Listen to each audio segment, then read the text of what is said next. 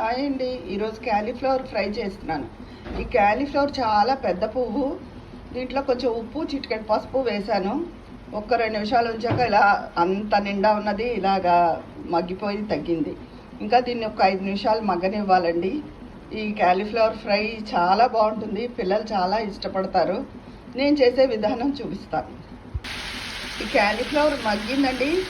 మనం పచ్చిది వేయగానే అబ్బా ఎంతసేపు పడుతుందో అనుకుంటాం. ఉప్పు వేసి ఒక 5 నిమిషాలు మూత పెట్టగానే ఇవాళ ఏంటో మాటలు తడబడుతున్నాయి.